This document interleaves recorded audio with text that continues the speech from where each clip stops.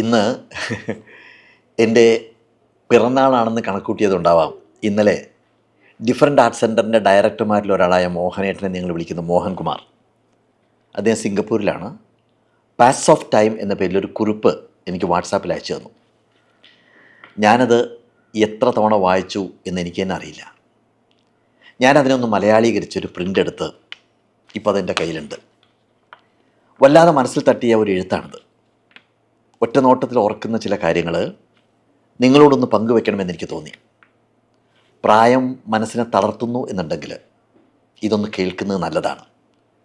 കാലം നമ്മളെ മായ്ച്ചു കളയുകയല്ല, നമ്മുടെ മനോഭാവത്തെ പതുക്കെ പതുക്കെ മാറ്റിമറിച്ചു കൊണ്ടിരിക്കുകയാണെന്ന് മനസ്സിലാക്കാൻ ഇതൊന്ന് ഓർമ്മയിൽ സൂക്ഷിക്കുന്നത് നല്ലതാണ്.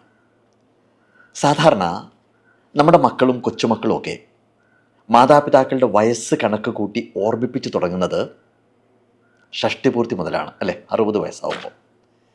പിന്നെ സപ്തതി, അശീതി, നവതി, ആ ഓർമ്മപ്പെടുത്തൽ അങ്ങനെ തുറന്നുകൊണ്ടേയിരിക്കും.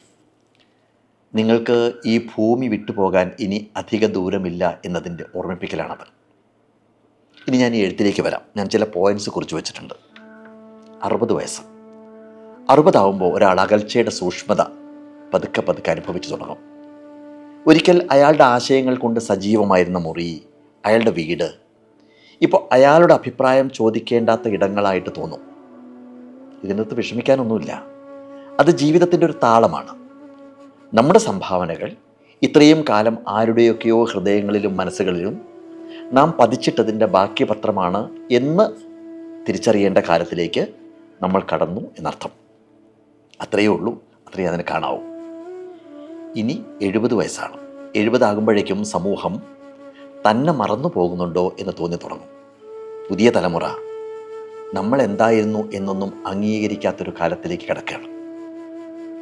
അത് പരാജയമൊന്നുമല്ല, അതിനൊരു തരം മോചനമായിട്ട്, ഒരു തരം സ്വാതന്ത്ര്യമായിട്ട് കാണാൻ പഠിക്കുന്നിടത്താണ് നമുക്ക് മനസ്സമാധാനം കിട്ടുക. നമ്മുടെ ഉള്ളിലേക്ക് തന്നെ നോക്കാനും അഹംഭാവമൊക്കെ മാറ്റിവെച്ച് ഒരു തരം ശാന്തതയിലേക്ക് മാറി തുടങ്ങാനുള്ള സമയമാണത്. അതിനെ ഒരു തരം അനുഗ്രഹമായിട്ട് കാണാൻ കഴിഞ്ഞാൽ നമുക്ക് രക്ഷപ്പെടാം. 80 വയസ്സ്, 80ലേക്ക് എത്തുമ്പോൾ ഒപ്പമുണ്ടായിരുന്നവരെല്ലാം അവരുടെ തിരക്കിലൊക്കെ പെട്ട് കുറച്ചുകൂടി ഇങ്ങനെ അകന്നകന്ന് പോകുന്നതായിട്ട് അനുഭവപ്പെടും. മുഖവരുകളൊന്നും വേണ്ടാത്ത, അധികാരങ്ങളൊന്നും ഇല്ലാത്തൊരു കാലമാണിത്. പക്ഷേ അത് ചില തിരിച്ചറിവുകൾ നേടുന്ന കാലം കൂടിയാണെന്ന് തിരിച്ചറിയാൻ പറ്റണം. എവിടെയൊക്കെയാണ് യഥാർത്ഥ സ്നേഹം എന്ന് നമ്മൾ മനസ്സിലാക്കുന്നു. നമ്മുടെ മക്കൾ, നമ്മുടെ കൊച്ചുമക്കൾ, അവരെല്ലാം അവരുടെ ജീവിതവുമായിട്ട് മുന്നോട്ട് പോകുന്നു. പലരും തിരക്കിട്ട് ഓടുകയാണ്. നമുക്കെങ്ങോട്ടും പോകാനൊന്നുമില്ല. സ്നേഹത്തിലെ കപടതകളെല്ലാം മനസ്സിലായി തുടങ്ങുന്നൊരു കാലം. ഇനി 90ലേക്ക് എത്തി എന്നുണ്ടെങ്കിൽ അത്രയും കാലം വിയർപ്പ്, കണ്ണുനീര്, ചിരി, ഓർമ്മകൾ എന്നിവ ഉപയോഗിച്ച് നമ്മൾ എഴുതിയ അവസാനത്തെ അധ്യായത്തിൻ്റെ അരികിലെത്തി നിൽക്കുമ്പോൾ ഇത്രയൊക്കെയാണ് ജീവിതം എന്ന് അവസാനമായിട്ട് നമ്മൾ തിരിച്ചറിയും. ഒന്നുകൂടി ഈ ഭൂമിയിൽ ജനിക്കാനായെങ്കിൽ എന്ന് അതിയായിട്ട് നമ്മൾ ആഗ്രഹിക്കാൻ തുടങ്ങും.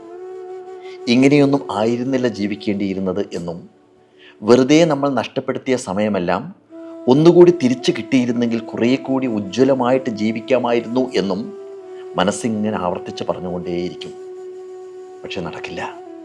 അതുകൊണ്ട് ഇപ്പോൾ ഇവിടെ ശ്വാസമുള്ളിടത്തോളം, ഊർജമുള്ളിടത്തോളം, ഹൃദയം മിടിക്കുന്നിടത്തോളം തീവ്രമായിട്ട് ജീവിക്കുക.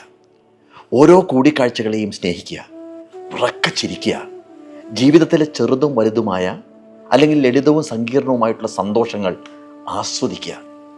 ഒരു പൂന്തോട്ടത്തിലെ ചെടികളെ പരിപാലിക്കുന്നത് പോലെ പരമാവധി സൗഹൃദങ്ങൾ ഇങ്ങനെ വളർത്തിയെടുക്കുക.